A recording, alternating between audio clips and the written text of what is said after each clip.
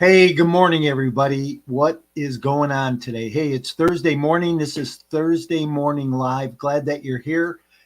One thing I want to say, if you're new to the show here this morning and somebody invited you, thank them, because I think this morning you'll be in for a little bit of a ride. We're gonna actually talk about podcasting this morning, and my guest this morning is Trevor Oldham, calling in from upstate New York. Trevor has a podcasting company that he works with real estate investors. So also does some passive investing himself, and we're going to get into that a little bit this morning. So before we kick things off, what I'd like you to do is subscribe. If you're watching us this morning on YouTube, please hit that subscribe button and follow us. We're always bringing out relevant content, things that are going to help you on your multifamily journey. If you're over on Facebook, join our private Facebook group at Multifamily Unplugged, where we are always having topics of conversation. You know, it seems over the last couple of years, there's been a lot of changes in the topic of conversation. You know, it started out a couple of years ago, everybody was talking about how to find deals, and then we got into underwriting and how to evaluate deals. And then it seemed that the whole community around multifamily investing and investing got into raising capital. And now it looks like that conversation is starting to change a little bit more, and everybody's starting to talk about asset management. So, you know, what's that difference between property management and asset management? You know, I think we're in an environment, and they say that the environments can even get a little worse. I don't believe it myself. I think that we're going to have a soft landing and easy recovery. That's just my own opinion from a long time in the business. But what you're looking at is you still have to be asset managing. So, hey, if you're somebody out there looking for some guidance or direction on that, don't hesitate to reach out. Let me bring our guest in this morning and kick this show off. Trevor, welcome. How you doing? I'm doing excellent tonight. Thank you so much for having me today. Yeah, you bet. You bet. Hey, so you are calling in from upstate New York. We're totally across the country from each other. I'm in Southern California, so it's like Oh 6:30 wow, it's this early. morning. Yeah. So you've been up for a couple hours, I'm hoping, anyhow. Yep, exactly. Okay, great, great. So Trevor, I always kick this show off. I like to ask one question of all my guests, and you know it's funny because I always say I'm going to write a book on this, and one of these days I'll get it done. But in one word, what best describes you both personally and professionally? If I had to describe myself in one word, it would probably be fearless. And just going off of that word just means I'm not afraid of the big challenge. I could think of starting my company back in 2017. I was in my college dorm room talking to these real estate investors that were very wealthy, a lot wealthier than I was as a college student, maybe with $100 to my name. And I was just never fearless of talking to these individuals. I think sometimes folks can be intimidated by people that are successful, and I found that that was never me. And then even like failure too, you know, all the ups and downs of running a business. I'm sure your audience running the real estate company, there's a lot of ups and downs. It's never easy, so you just really got to be fearless when you're going out there and, you know, building your company, or me running my own company. And I think that's, you know, one of the better words to describe myself. Yeah, boy, I think that's great. You know, and the last couple of guests I've had on, you know, it's been funny because, you know, I've been doing this over 3 years now. I have a couple of different podcasts that I run, and what's interesting is that the last couple of guests have said words that nobody else have said. You know, a lot of times you get focused, determined, you know, but fearless. I don't know that anybody's ever said that. So I love that this morning. I think that's a good inroad to what we're going to talk about. So, you know, hey, podcasting. You know, you start that first show, you've got to be fearless. You know, Hmm. to go out by the mic and start doing podcasting. So, hey, tell us a little bit about you and your background, what you do, and what you're currently doing. Yeah, most certainly. So I got started in the podcasting space in 2015, sort of just on a whim. I thought it'd be cool to go out there and to start my own podcast. So this is before I even had my company that I run now. And I just want to interview just different entrepreneurs, real estate investors. And it sort of goes back to the old thing where it's instead of me reaching out to these individuals and saying, hey, can I pick your brain for 30 minutes? It was, hey, can I have you on my podcast for 30 minutes? They were a lot more gracious to come onto my show.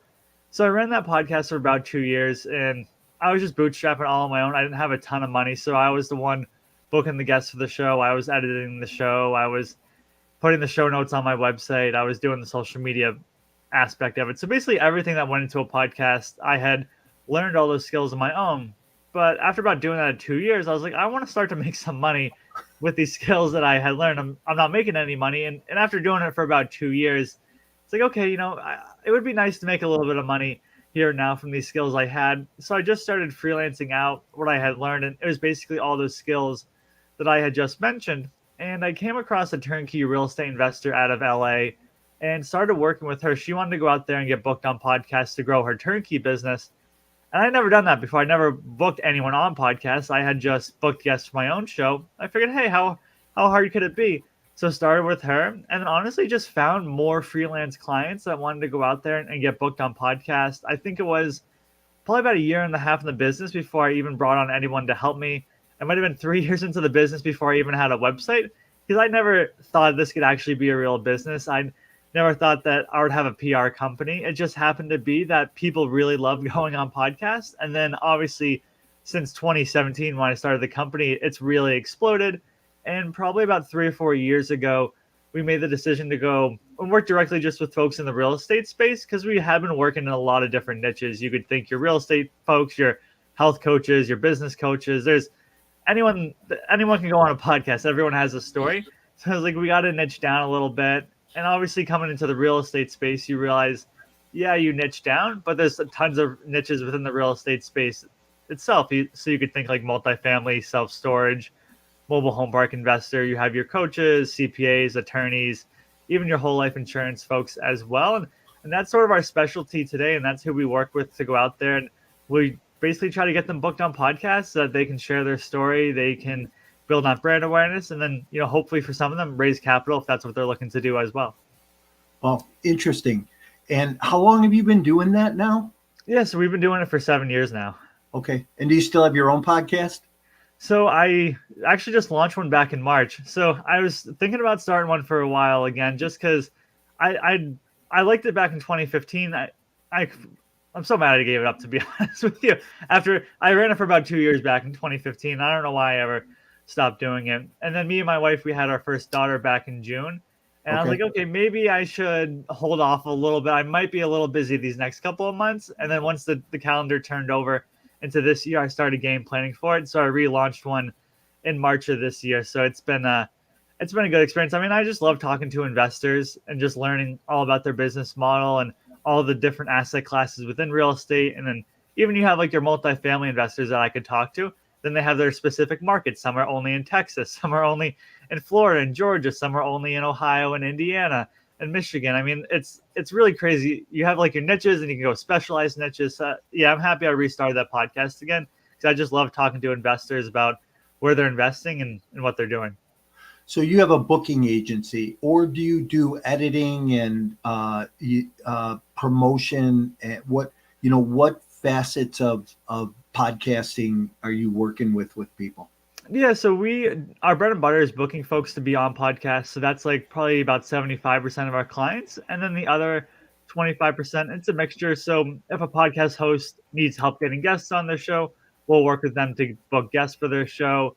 And then outside of that, we do like a little bit editing here and there for some shows. It's mainly our clients that we currently have. Like we don't actively go out and market it. It's if a client comes to us and they have a podcast and they need the help, we'll help them out. And then we'll do social media aspect for it as well for our clients. We'll take their interview that they've done and we'll create nice social media clips for like LinkedIn and different things like that.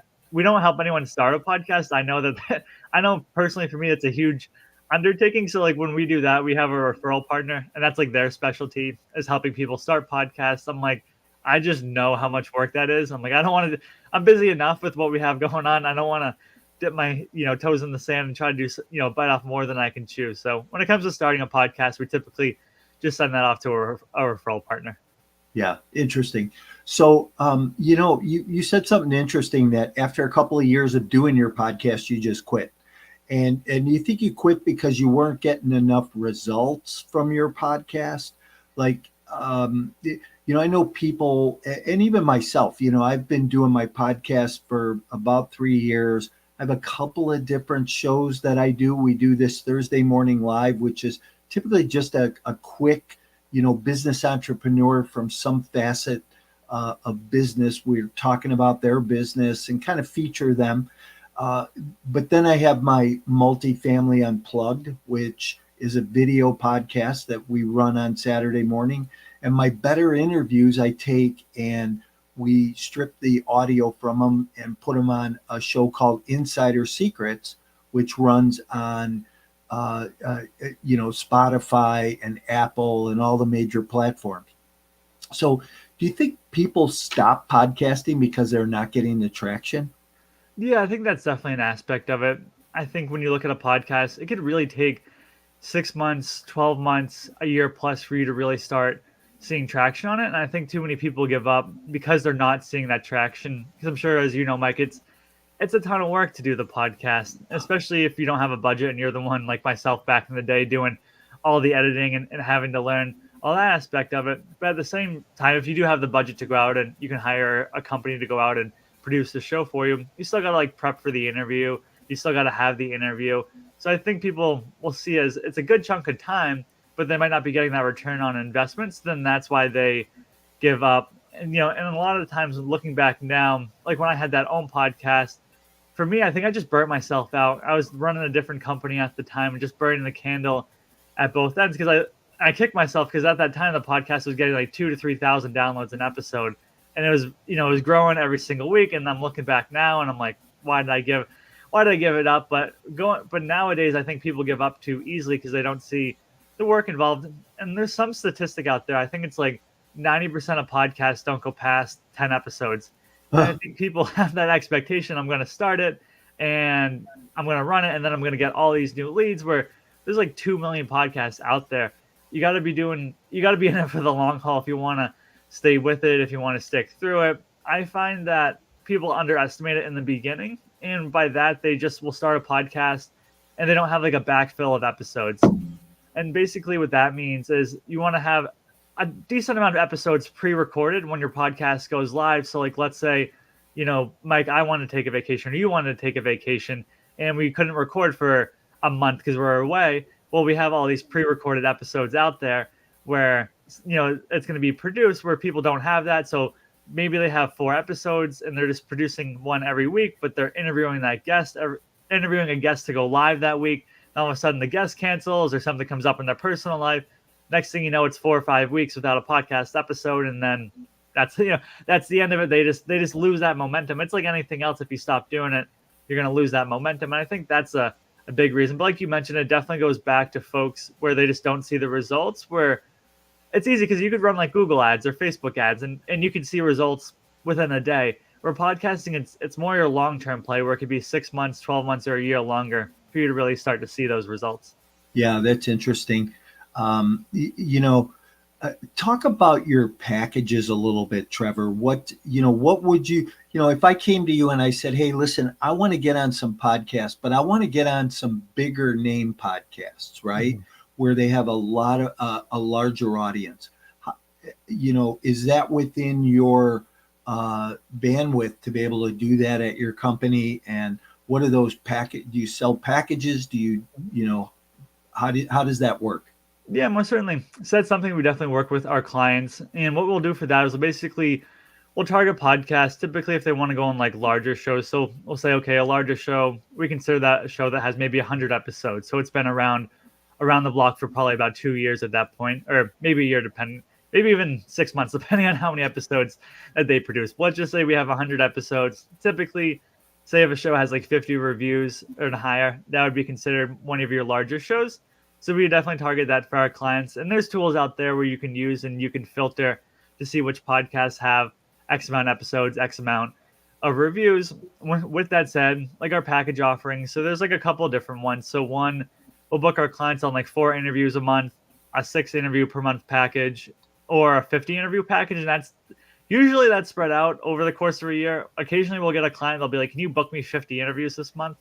But like, I don't know if you want to do 50 interviews this month. You might be a little exhausted, but I mean, hey, we can we can try it out for you. But typically folks on that package, they'll spread it out, about one a week, one every other week, something like that to really spread it out. But yeah, that's really what it looks like. We were doing a package for like 2 interviews a month, but I think realistically you got to be doing about an interview a week. So that's where that 4 to 6 package aligns, where you don't want to be overwhelmed because it is a lot of work as a guest to go on the podcast themselves, and it's time you gotta really prepare for it, where you don't want to be scheduling like 5 interviews a day every 5 days during the week. I personally, for me, I would be overwhelmed by that. I usually, for me, I don't like to do more than 2 or 3, maybe 4 interviews a week. I find that's a sweet spot where I don't get tired of talking and lose my luster and become tired at the end of the day. But yeah, that's really what our packages look like, and what I recommend. And if it is someone that's starting out, I typically recommend going on like the smaller shows, the shows that are a little bit newer, because it probably takes about 5 to 10 episodes, or 5 to 10 interviews, I should say, for you to get your story down, for you to become comfortable, because it can be uncomfortable if you don't know what you're doing, if you've never been on a podcast before. And what I mean by a smaller show, this could be a show that came out a month or two ago. Maybe they have just 5 or 10 episodes where you can almost like go on and practice your story on those shows. Obviously, you want to try to provide value on them, but they're also a newer show, so they probably don't have as many listeners. So it's almost like a win-win. They don't have a ton of listeners. They also probably don't have too many people reaching out to be a guest on their show. And then you get the benefit of, in case you mess up or you don't like how you sounded or how you responded to a question, not that many people are going to be hearing it. Yeah, interesting. So before the show this morning, we'll shift gears here a little bit for a minute. Before we got started this morning, you talked about you're a passive investor, Mm-hmm. and you invest in multifamily real estate opportunities. Mm-hmm. Correct. Okay, great. What how are your deals doing? In this season that we're in. Yeah, so right now I'm just in one specific deal in multifamily. So I'm invested in 4 deals, just like across a couple of different asset classes. And this particular deal, it's in, I believe it's right outside of Dallas, Texas. And it's been good. The distributions have been going on, so they haven't paused or anything like that. There hasn't been any capital calls. I felt as though I went with like more of an experienced operator, and it was interesting. So through this investment, and I think what helped me was it was basically me and 10 other guys formed an LLC. So we were all putting cash into it. So we were vetting deals for about 3 to 6 months as a group, going through all the different not, I want to say all of them. There's probably 3,000. There's a ton of multifamily operators out there. But we were going through about a new multifamily operator about every other week when we were meeting.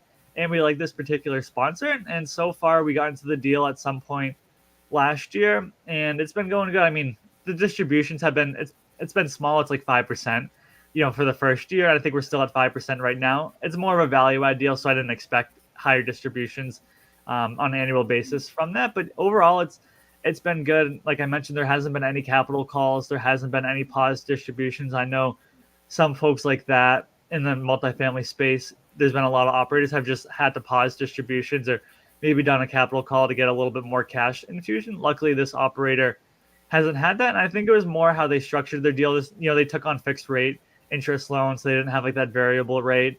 It was maybe like a 70% LTV. So it wasn't like 80% or maybe 65%. I forget the exact number. No, but it was, I like the way that they structured it. And I think when you look at the multifamily operators where they had some issues over the last couple of months, it was just high LTV, typically like your 80%. And then they obviously had the variable interest rates. And obviously when they go to refinance, things weren't too pleasant. But yeah, overall, the deal has been doing good so far for us. Wow, that's good. So are you in a group? So a group of you got together, pulled your money together, and invested into an opportunity? Yep, exactly. So I'm a part of a community called Left Field Investors. And through that community, there was 10 of us. So we're all non-accredited. So we basically formed a group. I think there was like 15 to start, and then they sort of dropped off one by one. I think honestly we finished with like 8 or 9 folks. But yeah, we were just reviewing deals, and we just wanted to get into a deal together. And it was almost like using like that knowledge share and mastermind where I bring a deal to the table and I say, hey, here's why we should invest in it. And then they're going to give their rebuttal. And then I take their rebuttal and I go back to the sponsor and see how they answer those questions. But yeah, no, it was good, getting into that multifamily deal, and especially being a collective group. I think that was, really nice where there's about 9 or 10 of us in it. I like that left field investor group. Mhm. I was at the Best Ever Oh, conference yep. in Salt Lake, a month ago, and they had an event there the day before. And boy, I'll tell you what, they had a great event. They had a Mhm. number of panels and a number of people speak, and a lot of good insights on everything from the market to how to do the business and investing. And it was a really good event. So it's interesting that you're part of that group. So, Mhm. what do you look for? What does your group look for? Being a passive investor, how do you vet? How do you vet the right deal or the next deal you're going to invest into? Yeah, so I think for us, it's looking at, so like right now, so that was more of an equity play where smaller smaller annual return, higher IRR at the end of it, just based on the value add deal. So like the next deal that we're looking at is going to be more of a cash flow deal. So whether that's looking into like a private debt fund, somewhere something more conservative. And what I mean by that is maybe 7 to 10% annual, and that's pretty much that's pretty much it. It's, you're not going to get a ton of equity. So like that's what we're looking into right now. And I think when we were looking at as passive investors, at least for me, so I got into that deal as a group, and then the other deals I had got into on my own, two of them were more cash flow play. One was more of an equity play. So I'm like 50-50 right now between cash flow and equity, where I like getting that cash flow. Just it's just nice getting distributions. Where the other ones are more equity, where the equity multiple obviously is going to be a little bit higher than more of these cash flow plays. So that's what we're looking at right now as a group. When we're vetting sponsors, we'll typically bring them on. We'll ask them about their track record. We'll ask them, have they gone full cycle in a deal? They'll ask them, how have they fared in the last year? Because I mean, we could talk to multifamily operators and they could say, hey, we hit a 40% IRR, double people's money in 18 months 2 years ago. Well, that almost like any operator in the space could have done that 2 years ago. What have you done in the last year? Are you actively buying properties? How often are you buying properties? Because you might see companies from time to time where it's like they have a new property. It's almost seems like every single week, and it's like, are you doing your due diligence or are you just getting the acquisition fee? And I'm happy to pay the acquisition fee. I mean, you're going through and doing all the legwork to find the property. I'm just coming in and getting supplying some of the cash. So I think that those are a couple of things that we talk to when we're looking at them. We'll look at their underwriting. We'll review that. Are they using fixed rate loans? How much LTV? Where are we going to be sitting on the capital stack if we invest with them? How many people are going to be ahead of us? We'll go through like their PPM. I believe that's what it's called, the private placement memorandum. Yeah, we'll go through that one and we'll read through it and say like, okay, in the event of a capital call, what's going to happen? Because again, occasionally that's going to happen within the real estate investment space. So if we don't participate in the capital call, are our shares going to be diluted down to zero, or are we going to be diluted down by 20%? What is that going to look like? So that way we know everything up front. And then, so we'll just take a look at basically everything that the sponsor has done. And then we'll go outside of our group of 10 people and we'll ask like someone, well, basically the LFI community, they have forums. So we'll put in the forum, hey, has anyone invested with this company? And then you'll get other people from the community. They'll say, hey, I talked to them, I've invested with them, here's my feedback, which is why I really like the LFI community, because there is a lot of that feedback. But yeah, just a lot of due diligence on the individual, especially like I mentioned, looking at what they've done recently, where again, anyone could have made a ton of money, 2 or 3 years ago, where everything has obviously tightened up a little bit more now. Yeah, interesting. Well, listen, we are winding down to the end here. It's funny how this stuff goes a little quick when you're into it. But tell people how they get in touch with you. Yeah, most certainly. So they can go to our website, podcastingyou.com. They can book a discovery call with myself or my team there. Or if they just want to reach out to me directly, they can just shoot me a message on LinkedIn, and that's just going to be my name, Trevor Oldham. Happy to connect with anyone there. That's typically the easier way. I'm always talking to different investors through LinkedIn. That's probably the easiest way to get in contact with me. Great. That's awesome. Hey, Trevor, any last tips that you want to leave anybody on podcasting? I would say the biggest thing is just to start. It's going to be uncomfortable in the beginning, and if you are uncomfortable, I just recommend going out and taking like a public speaking course or joining like a Toastmasters. I joined Toastmasters just to get over that fear of public speaking. That was phenomenal for me. So if you're thinking about maybe I want to go on podcast, it's a little nerve wracking. Just go join a group like that, or to start on those smaller shows. I guarantee you'll love going on podcasts after you go on those first few and you become a lot more comfortable with them. Thanks. Hey, appreciate you being here this morning. And I just would encourage people, hey, if you're thinking about starting a podcast, if you already have a podcast and you're looking to get on more shows, get more exposure, give Trevor at podcastingyou.com a call, reach out, see how he can be of help to you. Trevor, thanks for being here this morning. I appreciate it. Look forward to continuing to get to know you a little bit better. Yeah, thank you so much. Yeah, you bet. Hey, everybody, have a great week. Enjoy your week. Be intentional about what you're doing.